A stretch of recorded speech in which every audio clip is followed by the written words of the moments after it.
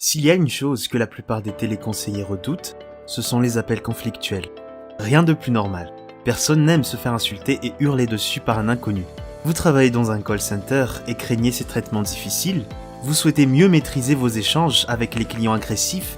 Avec Euphonie Centre de Contact, découvrez en 3 étapes comment gérer avec sérénité, diplomatie et empathie un client mécontent au téléphone. C'est parti! Première étape. Gardez votre calme et prenez de la hauteur sur la situation. Il est 15h. Vous avez déjà eu de nombreux appels à traiter. La fatigue commence à s'installer. Un appel se présente, vous décrochez et là, sans que vous compreniez pourquoi, une personne se met à vous crier dessus. En tant qu'être humain, il est normal de se mettre en position défensive, voire de paniquer.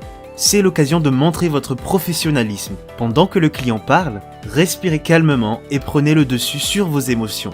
N'oubliez pas également, la personne n'hurle pas parce qu'elle vous en veut personnellement. Il est important de désengager vos sentiments de la situation et de prendre de la distance. Cela vous permettra d'évaluer et traiter sereinement la problématique rencontrée par la personne qui vous appelle.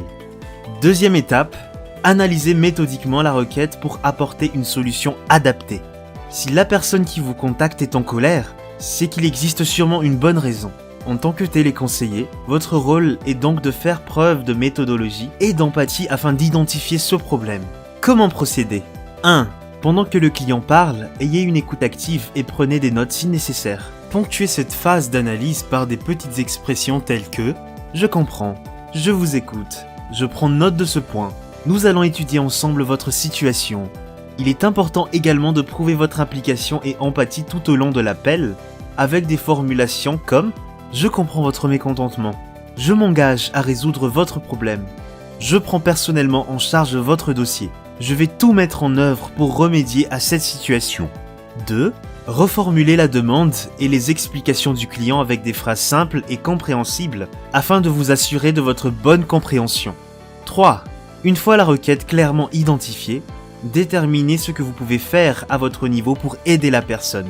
Si nécessaire, n'hésitez pas à mettre l'appel en attente afin d'échanger avec vos collègues ou supérieurs pour vérifier la réponse à apporter à votre client. 4. Il est important d'avoir une posture rassurante quant à votre prise en charge de la requête. Si par exemple il s'agit d'une faute